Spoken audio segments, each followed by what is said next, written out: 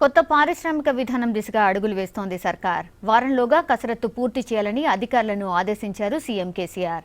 దేశానికే మోడల్గా ఉండేలా ప్లాన్ చేస్తున్నారు. అన్ని అనుకున్నట్టు జరిగితే తొందరలోనే కొత్త పారిశ్రామిక విధానం రూపుదిద్దుకోనుంది.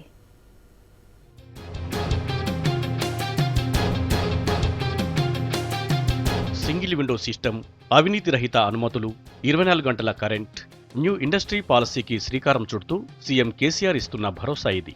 ఇప్పటికే పారిశ్రామికవేత్తల సూచనలు సలహాలు తీసుకున్న సీఎం కొత్త విధాన రూపకల్పనపై సమీక్ష చేశారు.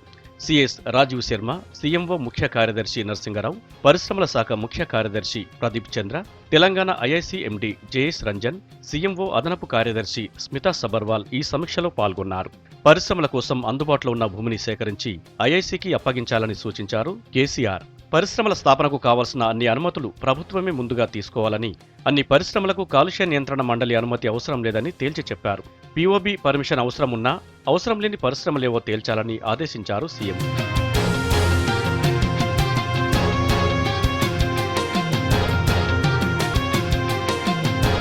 పారిశ్రామిక వాడలను ఆన్లైన్లో పరిచయం చేయాలని అధికారులకు కేసీఆర్ సూచించారు. పరిశ్రమలకు కావాల్సిన నీరు, కరెంట్, ఇతర సదుపాయాలు నేషనల్ స్టేట్ హైవేకు ఎంత దూరంలో ఉన్నవి, రైల్వే ట్రాక్, ఎయిర్పోర్టుకు దూరం ఎంత లాంటి వివరాలు ఆన్లైన్లో అందుబాటులోకి తేవాలని ఆదేశించారు.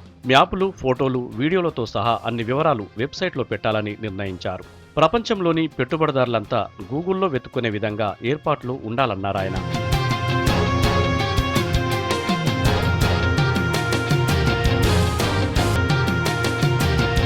పారిశ్రామిక వాడల్లో పనిచేస్తే ఉద్యోగులకు అక్కడే టౌన్షిప్ల నిర్మాణం చేయాలని సీఎం సూచించారు.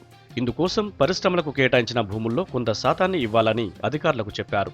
కొత్త పారిశ్రామిక విధానం ఎలా ఉండాలి, సింగిల్ విండో సిస్టమ్ ఎలా పనిచేయాలి, కొత్తగా చేయాల్సిన చట్టాలేంటి, విధానపరంగా తీసుకోవాల్సిన నిర్ణయాలేంటి, ఇలాంటి విషయాలపై వారంలోగా స్పష్టతకు రావాలని కేసీఆర్ డైరెక్షన్ ఇచ్చారు.